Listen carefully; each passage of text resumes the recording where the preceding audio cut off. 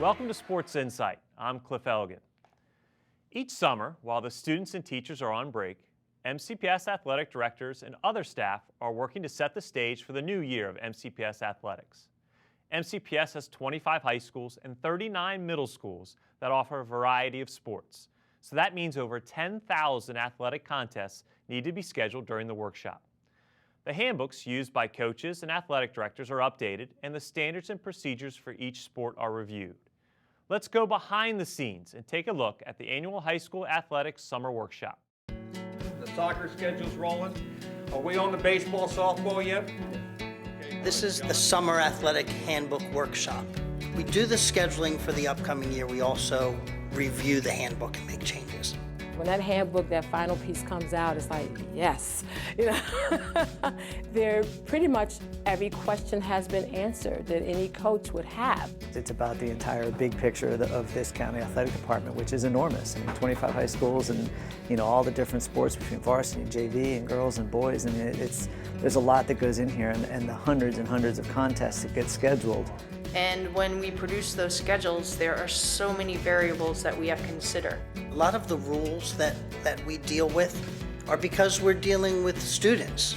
They're students first. Number one, you're looking at geography. You're not having schools travel across county to play each other. You're looking at rivalries. So you're actually creating school spirit amongst your student body when you're playing rival schools. Certain schools might not be able to play, baseball at the same time as lacrosse, or just kind of paying attention to those types of facility conflicts. We can't have 3 home games in a row or 3 away games in a row, depending on the sport. We have to make sure that we're abiding by all of the state regulations regarding scheduling. Some schools might have an arts festival that takes their gym out of use for 2 or 3 days at a time.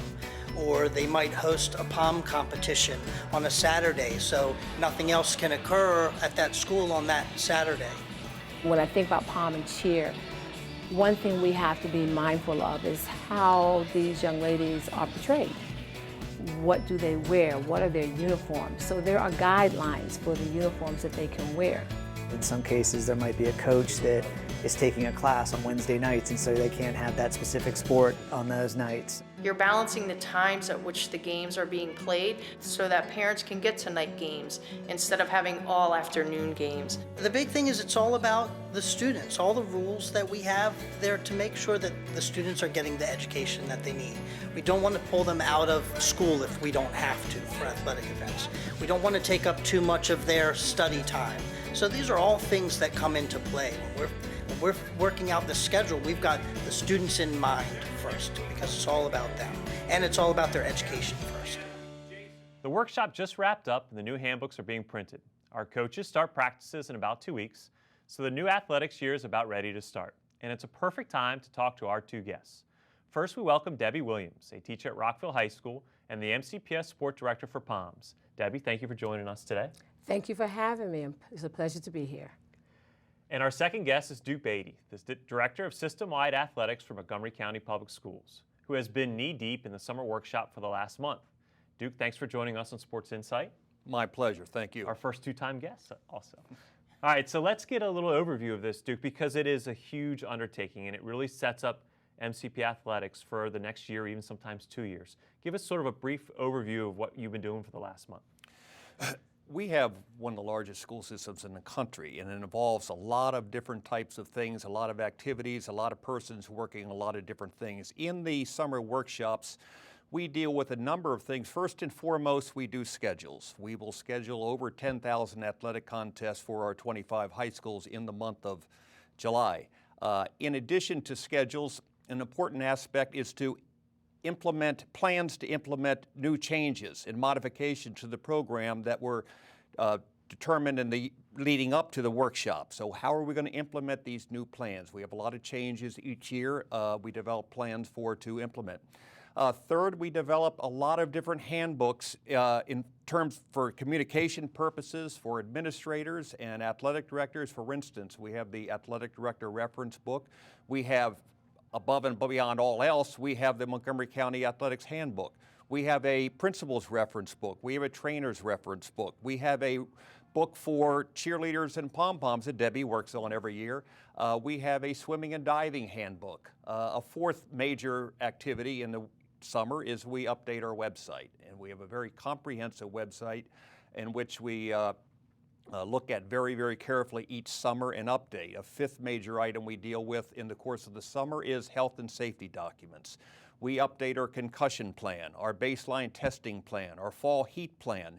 We have something we're very proud of. We have a PowerPoint, health and safety PowerPoint we call it. It's the only one of its kind in the country, and all student athletes watch that each year, and we add to that and adjust it each year, and coaches show it to players at the beginning of the season. We do our comprehensive financial report each year in the summer workshop, which includes financial allocations to schools, but it tracks expenditures and income for all the 25 schools in a very detailed manner.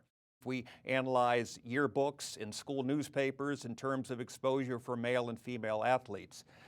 We put together our sportsmanship data from the previous year. We had a show earlier this year about our sportsmanship award, and we put that material together, and we give each of the 25 high schools a comprehensive report on where their teams in the respective sports, how they scored.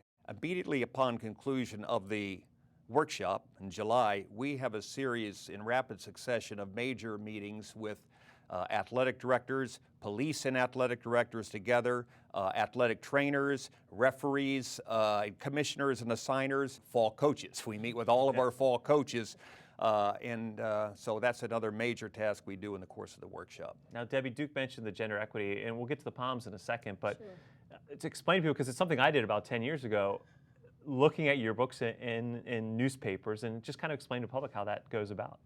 Well, all 25 high schools submit their yearbook, and I basically, with the assistance of another workshop member, we go through each yearbook page by page, looking to see the amount of coverage, the number of articles, the number of pictures that are in each yearbook, and how many pages each sport, each gender is represented. And it's just a very calculating thing and time consuming, just going through yearbook at page by page and just putting down a dash. And we're looking to see if yearbooks and newspapers are covering each gender equally. And then Duke also mentioned some of the handbooks that are worked on throughout, in addition to the general athletics handbook, and you had a role in some of that work as well. Can you explain that as well? Sure.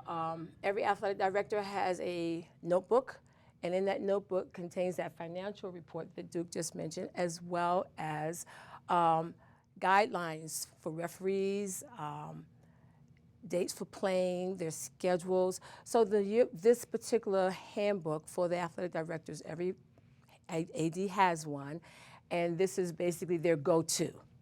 This is what they go to. They get a little piece of information. Their forms they may need to print out for a parent who may come to the school. I need such and such. They can just print that or make a copy of whatever form it is. But this handbook has all the information that any athletic director would need during the course of the year. Nice. Now, Duke, let's get to the schedule, because that's the big one. And I think people want to know that you guys just don't hole up into a room for 3 weeks and then build a schedule for every sport and then go to each school and say, here's your schedule, deal with it. There's actually a lot of give and take, a lot of input between the schools and the system itself to put these schedules together. And so let's kind of give a look into what goes on behind the scenes as to how these schedules are developed. There is a lot that goes into the creation of a schedule. I think that we create, speaking colleagues across the country, I think we go to greater level of detail than anyone else that we've spoken with. And actually, a lot of people don't realize a good schedule starts almost a year in advance. We're already thinking of our schedule for the next 2-year cycle. This year is the second year of a 2-year schedule. And I was going to say, that's important. People sometimes don't realize it's a 2-year cycle, these schedules. Correct. And we really can't even begin thinking about it until we see how the state is going to classify schools. State classified schools 1A, 2A, 3A, 4A according to the enrollment of the school. Right. So that becomes an important factor in our scheduling process, because at the end of the day, schools will compete on the regional and state level with schools of similar size. So we create, our scheduling process includes getting feedback from schools, and this is where I think we go above and beyond what any other school system does. We will take, for instance, with the soccer schedule, we will at one point send to all schools, all coaches of boys soccer teams, girls soccer teams, the administration and the athletic director, we will send a series of forms asking them questions. What are your preferences? Who would you like to see included on your schedule? Who are your major rivals that are the same size as you, 4A versus 3A? Who are major rivals that aren't necessarily the same size? How many non-Montgomery County public schools would you like to see included on your schedule? How would you like to see divisions made? If you had your way, would we create them by geography, size, both, power, something else?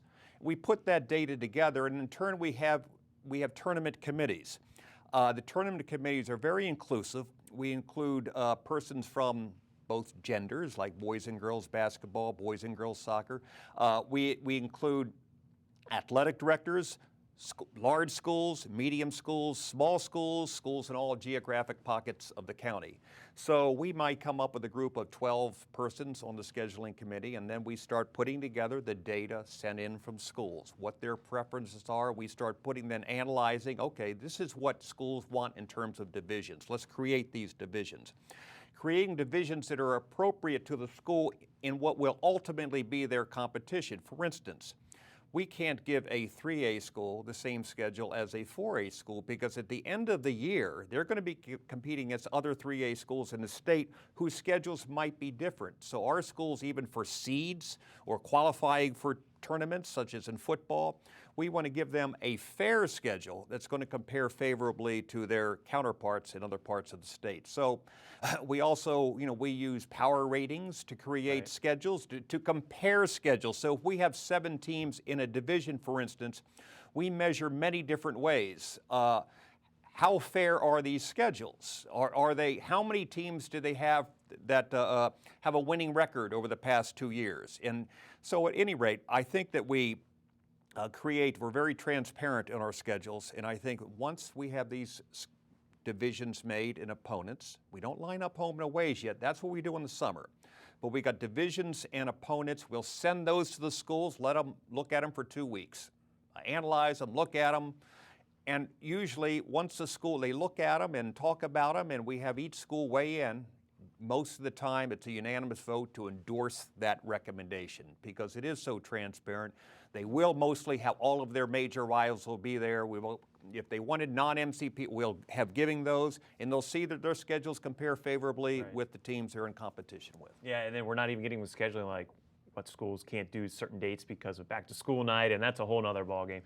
So Debbie, he's talking about, sort of the overall scheduling of sports, and you're in charge of a sport that doesn't necessarily have a schedule where you're worried about games every week, but you've got competitions to put together. So give us a little bit of background about how that goes with the Palms. Okay, there are maybe 3 or 4 schools a year that will host what we call an invitational competition. And then we have our county competition. Same thing with both Palms and Cheer do the same thing in terms of the invitational competition and then their county competition for, I guess, bragging rights within Montgomery County Public Schools.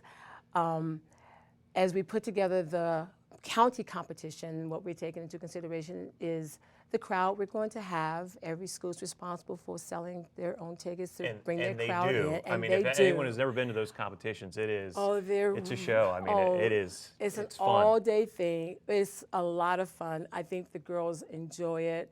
Overall, for the most part, I tend to think it's fair. I work really hard to get judges that I feel are going to look at them very objectively, even though I always get a little controversy. Well, they saw it before, but judging is subjective.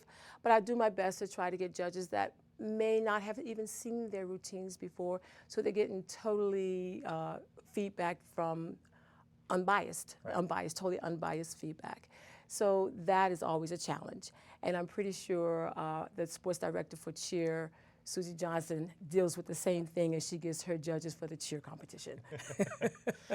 That's very true. Now, Duke, I want to get back to one thing with the scheduling, and that's the fact that you have sports like golf or swimming and diving where the county doesn't control those facilities. You need help from outside agencies. And also, you mentioned before we went on air, you're talking about scheduling stadiums and numbers of teams, and we also have some schools that don't have access to facilities because of construction in the next coming years. And so talk about how that kind of plays into everything and just kind of adds more work for you all, putting these schedules together. Well, you're certainly correct, Cliff. It certainly adds to the challenge, let's put it that way.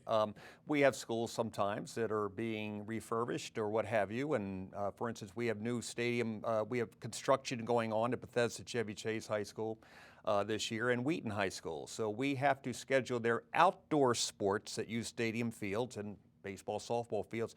All of their games are away, and that adds to the challenge because now not only at a particular school do you have all of their contests to deal with, you have another school sharing that facility.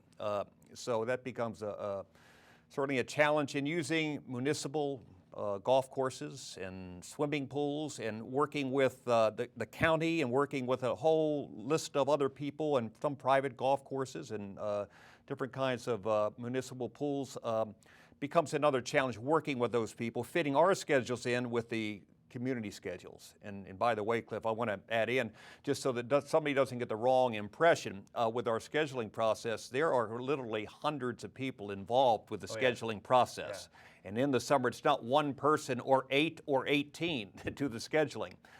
We have many, many persons that contribute following us processes in doing these schedules. And I think that's a great point to kind of end this on, because when I did this 10 years ago with you during the summer, I was blown away by everything that goes into it. And I almost wish every coach in Montgomery County at one point or another could get a look into just how involved this is to get these schedules done and the whole workshop, because it is just a crazy process, but it almost works like clockwork every summer. You guys get it done, and it's great. I think that's a great place to end. I want to thank you, Debbie, for joining us today. We'll be seeing you at Rockville High School and at Palm events throughout the new school year. And Duke, thank you for joining us today as well. And congratulations on the advance of another, what I know is going to be another great year for MCPS Athletics. Thank you for watching, everyone. I'm Cliff Elgin, and I'll see you on the next episode of Sports Insight.